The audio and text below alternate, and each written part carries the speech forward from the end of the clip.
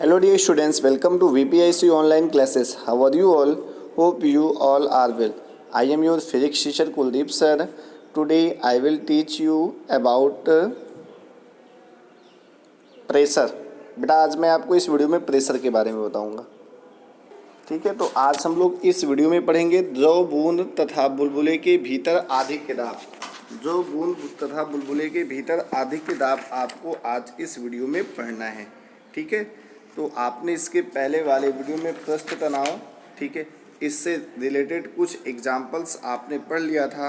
आज हम लोग पढ़ेंगे excess pressure inside a bubble and a liquid drop. ठीक है बेटा, तो आइए हम लोग इसको देखते हैं। अब पहले बात ये आती है कि अधिक दाब होता क्या है। आपको ये भी पता होना चाहिए, ठीक है ना, कि एक्सेस प्रेशर होता क्या है। एक्सेस प्रेशर का बेटा मतलब होता है एक प्रकार से बाह्य दबाव। आप कह सकते हैं, क्या कह सकते हैं, बाह्य दबाव। यानी एक्सेस प्रेशर एक आपका एक अलग टाइप का जो है दाब होता है ना। इसकी बेटा 3 कंडीशन हम लोग को पढ़ना है। फॉर्मूले का प्रूफ भी है इसका, लेकिन हम लोग को प्रूफ नहीं करना होता है, तो हम लोग 3 कंडीशन पढ़ेंगे। पहला है बेटा आपका, पहला जैसे आपको दिया गया है कि आपका है द्रव के बूंद के भीतर अधिक दाब। जो कि बूंद के भीतर अधिक दाब का जो फॉर्मूला होता है वो होता है delta P is equal to 2T/R। Delta P is equal to 2T/R होता है। उसके बाद नेक्स्ट जो फॉर्मूला मेरा आता है द्रव में वायु के बुलबुले के भीतर अधिक दाब। द्रव में वायु के बुलबुले के भीतर अधिक दाब, इसका बेटा फॉर्मूला होता है delta P is equal to 2T/R। Delta P is equal to 2T/R होता है। उसके बाद हम लोग नेक्स्ट जो पढ़ते हैं बेटा, नेक्स्ट में आपको पढ़ना क्या है, नेक्स्ट आपका है साबुन के बुलबुले के भीतर अधिक दाब।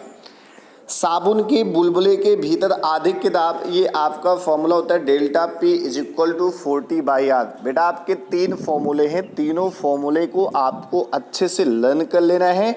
पेपर में एक फॉर्मूला जरूर आपसे पूछेगा, या तो आपसे ऑब्जेक्टिव में पूछा जाएगा या तो आपसे ऐसे 1 मार्क्स के क्वेश्चन में आपको पूछ लिया जाएगा ना। इसके बाद हम लोग पढ़ते हैं कैपिलरिटी। कैपिलरिटी का जो है दैनिक जीवन से बहुत बड़ा संबंध है, आप इसको जानते होंगे। कैपिलरिटी होता क्या है, कैपिलरिटी जो वर्ड है इसको शब्द कैपिला से लिया गया है। किससे लिया गया, लैटिन भाषा के शब्द कैपिला से लिया गया है, जिसका अर्थ होता है केस अर्थात बाल। केस अर्थात बाल यानी कांच की ऐसी नली जिसका आंतरिक व्यास केस के समान अत्यंत सूक्ष्म हो, केस नली कहलाती है। क्या कहलाती है, केस नली कहलाती है। तो पहले तो हमको केस नली के बारे में जानकारी होना चाहिए, तभी तो आप केस कात के बारे में पढ़ेंगे। केस का यानी जो कैपिलरिटी होती है लैटिन भाषा के कैपिला शब्द से लिया गया है। किससे लिया गया, कैपिला शब्द से लिया गया है, जिसका अर्थ केस अर्थात बाल होता है। यानी कांच की ऐसी नली जिसका आंतरिक व्यास केस के समान अत्यंत सूक्ष्म हो, केस नली कहलाती है। यदि कांच की कोई केस नली जल जैसे द्रव जो कांच से चिपकता हो तथा यदि कांच के लिए स्पर्श कोण न्यून कोण में ऊर्ध्वाधर सीधी खड़ी की जाती है तो केस नली में द्रव कुछ अतिरिक्त ऊंचाई तक क्या होता है, ऊपर उठ जाता है। यदि केस नली पारे जैसे द्रव जो कांच से नहीं चिपकता है तथा जिसका कांच के लिए स्पर्श कोण क्या हो बेटा, अधिक कोण हो, में ऊर्ध्वाधर सीधा खड़ी हो, तो केस नली में द्रव बाहरी तल की अपेक्षा कुछ नीचे गिर जाता है।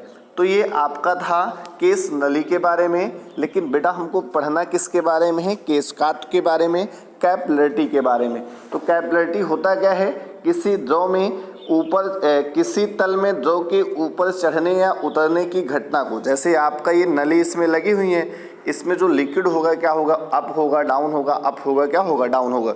तो ये जो प्रॉपर्टी होती है इसी को हम लोग क्या कहते हैं, केशिकात्व कहते हैं। बेटा क्या कहते हैं, केशिकात्व कहते हैं। केस नली जितनी पतली होती है उसमें द्रव का तल बाहरी तल से उतना ही अधिक ऊपर उठता है अथवा नीचे गिरता है। आप ऐसे जैसे पाइप है, पाइप को आप दबा देंगे यानी पतला हो जाएगा तो क्या होगा, जो आपका द्रव होगा ज़्यादा ऊपर तक चढ़ जाएगा, और अगर चौड़ा हो जाएगा तो क्या हो जाएगा, नीचे बैठ जाएगा ना। इसका कारण क्या होता है, इसका कारण क्या होता है, केशिकात्व का कारण क्या होता है, जब किसी केस नली को जल में ऊर्ध्वाधर सीधा खड़ा किया जाता है तो जल तो नली के अंदर जल का तल अवतल आकृति का होता है, जिससे जो नीचे की ओर, ठीक है, दाब पृष्ठ के दाब से 2T/r कम होता है। कितना कम होता है? 2T/ क्या होता है? r कम होता है। तो ये आपका तक केसकातु था। इसके लिए हम लोग एक फॉर्मूला प्रूव करेंगे, H is equal to 2T cos θ/r rho g, 2T cos θ/r rho g।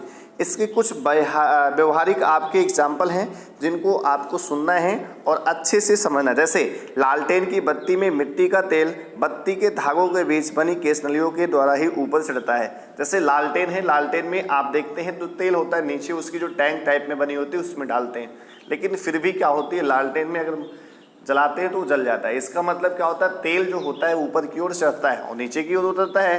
तो ये जो घटना होती है बेटा किस पे आधारित होती है? केसकात्व पे होती है। किस पे होती है? केसकात्व पे, यानी कैपिलरिटी पे होती है।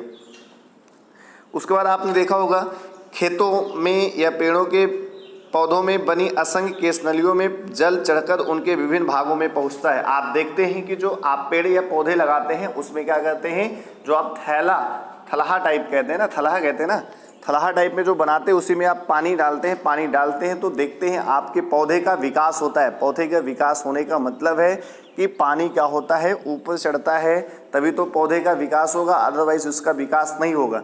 तो इसका मतलब उसमें कौन सी प्रॉपर्टी यानी कौन सी गुण होती है? केसकात का गुण होता है ना। इसी प्रकार वर्षा होने के पश्चात किसान खेतों को जोत देते हैं, जिससे मिट्टी में बनी केसनलियां टूट जाएं और पानी नीचे से ऊपर आकर वाष्प बनकर न उड़ पाए तथा बाद में पौधों को काम आए। देखते हैं आप, पानी गिरता है या ऐसे भी सूखा होता है तो खेत को क्या करते हैं, जुतवा देते हैं। जुतवाने का मेन रीज़न ये होता है कि पानी गिरने पे अगर नहीं जुतवाएंगे तो उस पर जो है परत बन जाती है। जो परत होती है फिर वो पानी को नीचे नहीं जाने देती है ना, इसलिए क्या करते हैं, उसको जुतवा देते हैं। जुतवाने पे क्या होता है, उसकी जो केसनलियाँ होती है टूट जाती है, जिससे पानी क्या होता है, नीचे आपका चला जाता है ना। उसके बाद और आपको एग्जाम्पल बताते हैं, पेन के निब की नोक चिरी रहती है, जिससे उसमें पतली केसनली बंद रहती है। इसे स्याही में डुबोने पर कुछ स्याही केसनली में चढ़ जाती है, ठीक है। रिफिल वाले पेन पृष्ठताओं पर आधारित नहीं है, इनमें लिखाई गुरुत्व के कारण ही संभव होता है। जो रिफिल वाले होते हैं ना, गुरुत्व के कारण होता है। और एक आपको अच्छा सा एग्जाम्पल बताते हैं, जल से भरी बाल्टी में तौलिए का एक सिरा डुबोने पर जल तौलिए के धागों के बीच बनी केसनलियों में चढ़ने लगता है तथा धीरे धीरे सारा तौलिया गीला हो जाता है। जैसे तौलिया है, तौलिया का आप एक सिरा गीला करें, ठीक है, थोड़ा सा ही गीला करें, तो उसमें जो असंख्य केसनलियाँ बनी होती है, बहुत सारी देखते हैं ना, उसमें धागे टाइप में होती है। उस धागे से क्या होती है, जल ऊपर की ओर चढ़ जाता है और पूरी तौलिया क्या हो जाती है, आपकी गीली हो जाती है। तो उम्मीद करते हैं आपको केसकात्व के बारे में अच्छे से समझ में आया होगा।